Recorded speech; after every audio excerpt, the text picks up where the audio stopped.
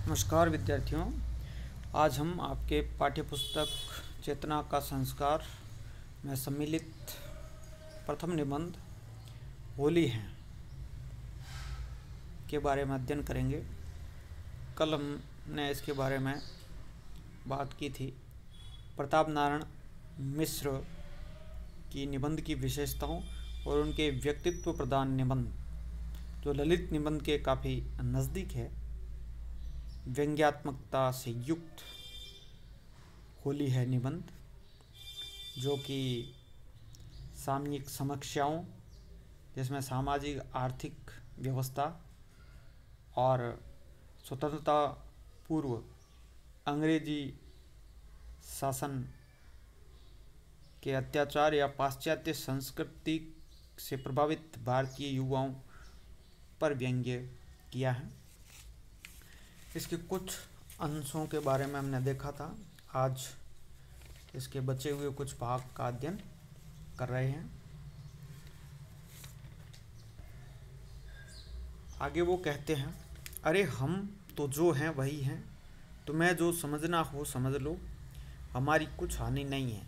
पर यह सुन रखो, सीख रखो, समझ रखो कि अनुराग और विराग वास्तव में एक ही है। कैसे हैं दोनों विलोम? जब तक एक और अचल अनुराग न होगा तब तक जगत के खटराग में विराग नहीं हो सकता। खटराग का मतलब है दैनिक जीवन की परेशानियां या लड़ाई झगड़े झंझट, जो समस्याएं आती है दैनिक जीवन में, वो खटराग है। अब जब अनुराग ही न होगा तो इन समस्याओं से विराग नहीं होगा, इस जगत से वैराग्य नहीं होगा, माया मोह से वैराग्य नहीं होगा। और जब तक सब और आंतरिक विराग न हो जाए तब तक अनुराग का निर्वाह सहज नहीं है। सत्य वचन है कि जब तक हम अंदर की समस्याओं से उलझे रहेंगे, हमारा हृदय शांत नहीं होगा, तब तक अनुराग अच्छी तरीके से नहीं होगा। इसी से कहते हैं कि हमारी बातें चुपचाप मान ही लिया करो, बहुत अक्ल को दौड़ा दौड़ा के थकाया ना करो। देखो, ये अक्ल की अक्ल, ये शब्द कुछ उर्दू के शब्दों जो अरबी फारसी के शब्द हैं उनका प्रयोग किया है। उस समय खड़ी बोली हिंदी जो है इतनी परिष्कृत और परिमार्जित नहीं हुई थी। उस समय भारतेंदु युग में ऐसी चुटीली भाषा का प्रयोग और सभी भाषाओं के शब्दों को समाहित करते हुए करना प्रताप नारायण मिश्र जैसे विद्वानों का ही कार्य है। इसी में आनंद भी आता है और हृदय का कपाट भी खुल जाता है।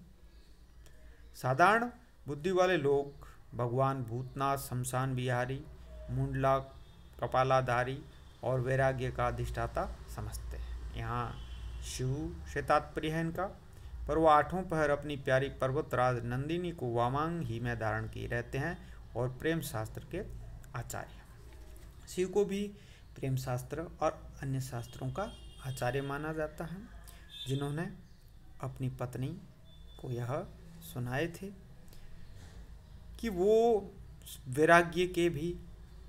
वैराग्य को धारण करने वाले, वैराग्य को स्थापित करने वाले सर्वश्रेष्ठ देवता हैं, फिर भी अपनी पत्नी को पास रखते हैं। तो वो कहते हैं कि ये अनुराग और विराग वास्तव में एक ही हैं, और उदाहरण देते बताते हुए वो प्रेम शास्त्र के भी आचार्य हैं। इसी प्रकार भगवान श्री कृष्ण, जो लोग श्रृंगार रस का उन्हें आचार्य मानते हैं, इसी प्रकार भगवान कृष्णचंद्र पर उनकी निर्लिप्तता गीता में देखनी चाहिए, जिसे सुना कि उन्होंने अर्जुन का मोह जाल छुड़ा के वर्तमान कर्तव्य के लिए ऐसा दृढ़ कर दिया था कि उन्होंने सबकी दया, माया, मोह, ममता को तिलांजलि देके मारकाट आरंभ कर दी थी। निर्लिप्त भाव, वैराग्य भाव गीता के उपदेशों में देखिए।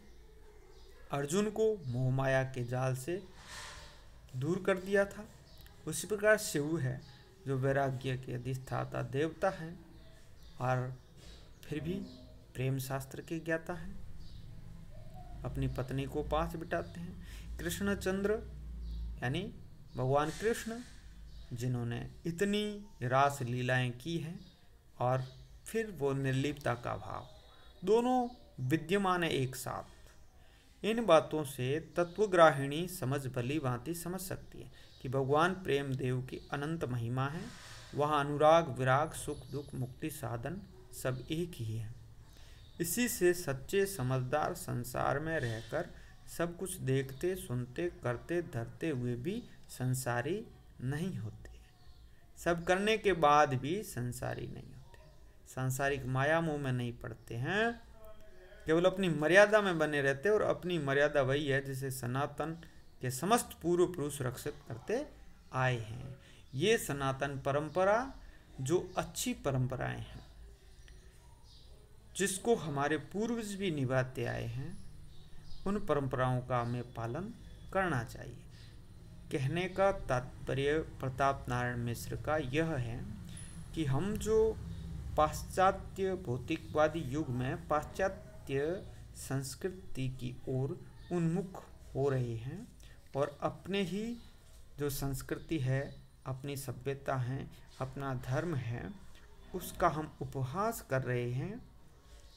यह आचरण जो है भारतीय लोगों का, यह अच्छा नहीं है, क्योंकि वह संस्कृति अपने लायक संस्कृति नहीं है जिसके हम पीछे भाग रहे हैं। और ये सब होते हुए लोग अपनी मर्यादा में रहते हैं। वो मर्यादा है अपनी नैतिकता और अपनी संस्कृति के कुछ नियम या विधान या कानून, और उससे ही हम बंधे रहते हैं, आबद्ध है। तो यह जो सनातन परंपरा या संस्कृति है, उसको छोड़कर जो लोग जा रहे हैं, उन पर व्यंग्य किया गया। अगला देखें, और उसके सुपुत्र सदा मानते रहेंगे आगे भी, काम कर्म ईश्वर अनुकूल हो या प्रतिकूल, सारा संसार स्तुति करे या निंदा, बाह्य दृष्टि से लाभ दिख पड़े या हानि, पर वीर पुरुष वही है जो कभी कहीं किसी दया में अपनेपन से स्वप्न में भी विमुख, किसी भी दशा में अपनेपन के स्वप्न में भी विमुख न हो, अपनी जो हम हैं उसके विमुख न हो, जो हमारी संस्कृति है उसके विमुख न हो। इस मूल मंत्र को भूल के भी न भूले कि जो हमारा है वही हमारा है, उसी से हमारी शोभा है और उसी से हमारा वास्तविक कल्याण है। जो हमारी परंपराएं हैं, हमारी संस्कृति है, उसके कुछ नियम हैं, और उस समृद्ध संस्कृति को हम अक्षुण्ण बनाए रखें, और लोगों की देखा देखी या पाश्चात्य रंग में न रंग जाएं। वो कहते हैं, तदनुसार आज हमारी होली है। अब वो होली शीर्षक निबंध है। लोग होली मना नहीं रहे हैं। जो होली परंपरागत होली मना रहे, उनका मखौल उड़ा रहे हैं जैसे वो बाहर देश से आए हो। जिस प्रकार अंग्रेज उड़ाते हैं, उनके सम्मिलित होकर अपने धर्म और अपने संस्कृति की उपहास कर रहे हैं, उन पर लिखा है।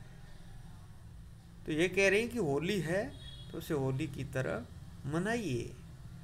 केवल होली की बात नहीं है, उन सभी सांस्कृतिक परंपराओं की बात है जिससे हम विलग हो रहे हैं।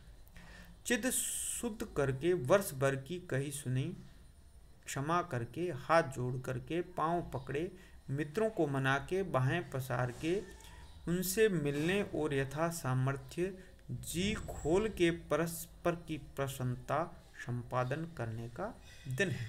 ये होली का शुभ अवसर। प्रेम भाईचारे की भी बात हुई है यहाँ।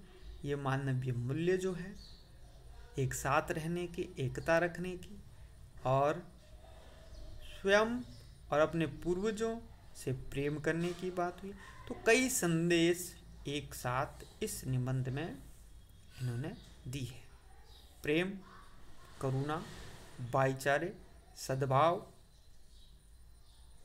निस्वार्थ भाव, परोपकार, यह सभी बातें, और अच्छे आचरण की बात,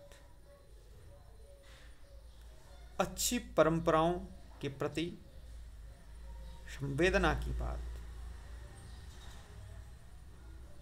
जो भारतीय भावना से हीन हैं उनके विमुख दिखावा नहीं करने की बात, आनंद, हमेशा आनंद और उल्लास रहने की बात, आनंद और उल्लास के साथ कोई भी पर्व त्योहार मनाना, सामाजिक चेतना, राष्ट्र प्रेम, मानवीय मूल्यों का संदेश, यह सभी इस निबंध की मुख्य विशेषताएं हैं, संदेश। इससे हमें सीख मिलती है। जो लोग प्रेम का तत्व तनिक भी नहीं समझते, केवल स्वार्थ साधना ही को इति करते हुए समझते हैं, पर हैं अपने ही देश जाति के, उनसे घृणा न करके ऊपरी आमोद प्रमोद में मिला के समयांतर में का अधिकारी बनाने की चेष्टा करने का त्योहार है। जो लोग अपने स्वार्थवश अपने ही देश जाति से घृणा करते हैं, उनसे भी हमें घृणा नहीं करनी, उनको अपने में शामिल करना है। जो निष्प्रयोजन हमारी बात बात पर मुकरते ही हो, उन्हें अपने भाग्य के अधीन छोड़ने के अपनी मौज में मस्त रहने का समय है। इसी से कहते हैं, नई बहू की नाई की तरह घर में न घुसे रहो, पर्व के दिन मन मार के न बैठो, घर बाहर हेती त्योहारी से मानसिक आनंद के साथ कहते फिरो होली है।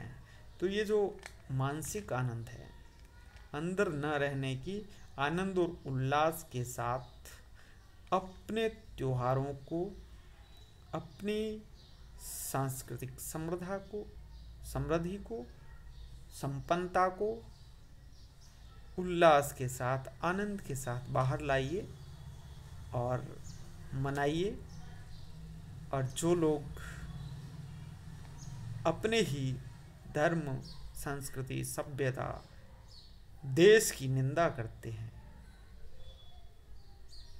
उनको समझाने या उनको किनारा करने की बात, समझा करके अपने में शामिल करने की बात की है।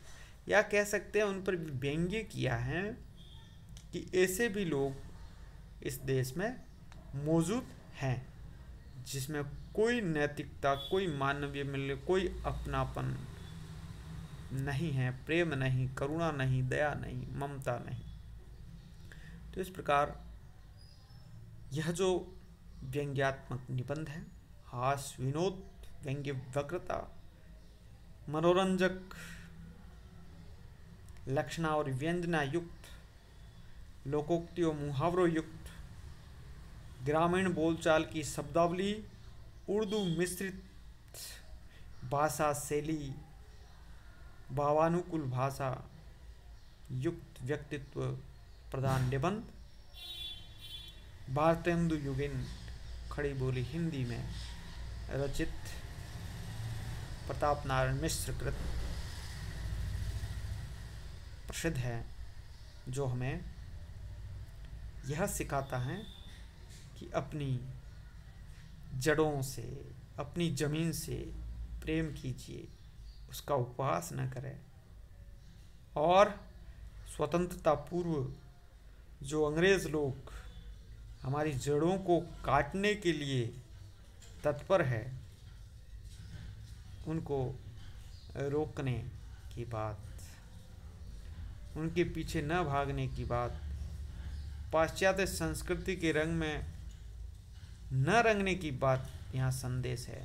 तभी अपने लोगों पर इन्होंने कटाक्ष किया है कि वह इस व्यंग्य को समझे और उस पाश्चात्य रंग से बाहर निकल करके भारतीय लोगों के साथ, अपने वातावरण के साथ, अपने वापस परंपराओं और संस्कृति के साथ जुड़ें और अच्छा आचरण करें। तो इस प्रकार यह निबंध पूर्ण होता है।